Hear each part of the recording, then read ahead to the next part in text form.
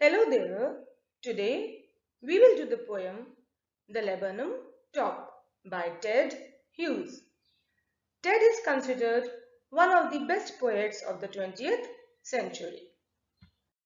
This poem talks about a repaying or a mutual relationship between two, that is, the laburnum and the goldfinch. He shows how life is a process of exchange and transformation through the tree, which is silent and almost dead, until a goldfinch comes and feeds her children who are in the nest on the branches of the tree. There are many other interpretations, but let us focus on just one for the time being. Laburnum top is silent, quite still. In the afternoon, yellow September sunlight. A few leaves yellowing, all its seeds fallen.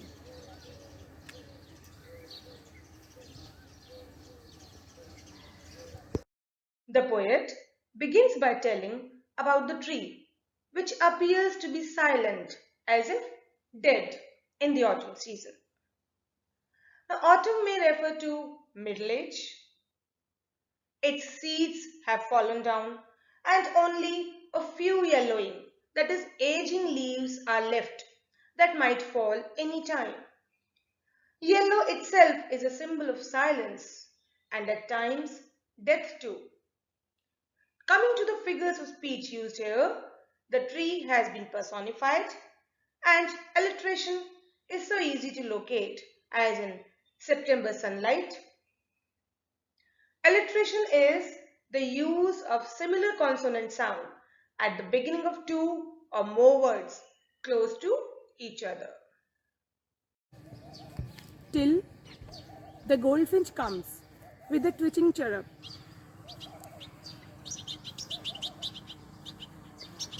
A suddenness, a startlement at a branch end.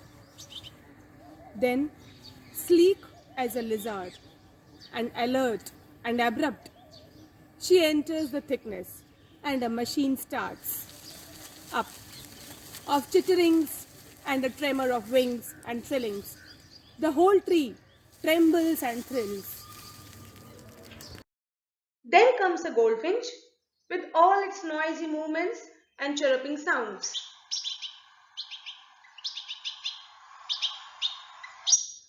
Giving new life to the tree. Like a lizard, the quick, swift, alert, and precocious bird sits on the branch of the tree and moves into its thickness. The moment the baby birds recognize her, that they start their chattering and moving their wings like a machine.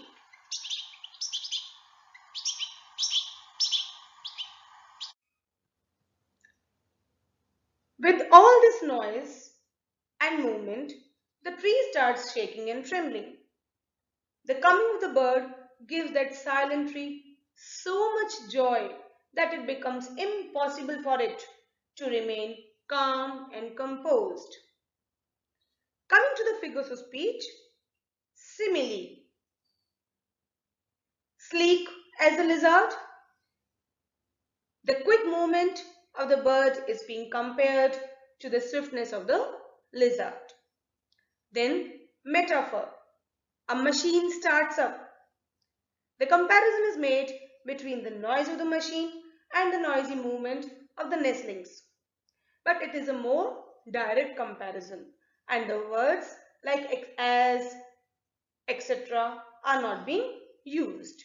Moving ahead. It is the engine of her family. She stokes it full, then flirts out to a branch end, showing her barred face identity mask. Then, with eerie, delicate whistle chirrup whisperings, she launches away towards the infinity, and the laburnum subsides to empty. The poet continues that these children are the engine of our family. They keep everything moving. She stokes. Stokes means adding fuel. She feeds the babies to ensure that the engine is in working condition. Then she flirts, that is, waves her wings and moves away, making her face visible. What does showing her barred face identity mask means? That till now she was hidden. You see, the laburnum tree has flowers that fall like bars, and when the bird sits behind the flowers, the shadow on her face looks like she is wearing a mask that has bars on it. But as she moves away, her face becomes visible. Then you would find many other interpretations for this line, but I think knowing one is enough for now. Coming to the last three lines, the poet says, the bird makes strange whisper-like sounds and then launches. Launches, you know, is a word used for planes. Here, the bird flies away into the infinite, endless sky.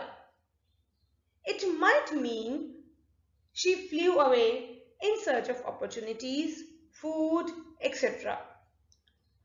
What is left behind is the laburnum tree, again silent and still. All the activity is reduced to emptiness, nothing.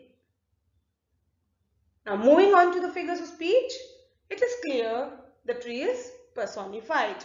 The whole tree trembles and shakes. With that, we come to an important question. What is the poet trying to show in this poem? Well, he is clearly talking about the power of love, mutual understanding, how the tree, silent and still, comes to life when he gets the company of the goldfinch.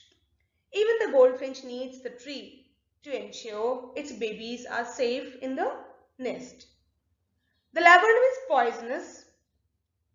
You do face many hardships in your life, but then you can overcome them, and then of course you have to put in the hard work like the bird. The family is the engine that provides the inspiration to work and achieve. You might also interpret it as a comparison between the young and the old. You see, the laburnum is an old tree. It is autumn season, maybe the middle age. The young bird moves out into infinite sky in search of new opportunities. But the old tree is actually happy and lively when the bird is nearby. The tree protects the little birds like the guardians. So you see, many interpretations are possible. That's the beauty of a poem. I hope you have understood this poem. Thank you and keep enjoying literature.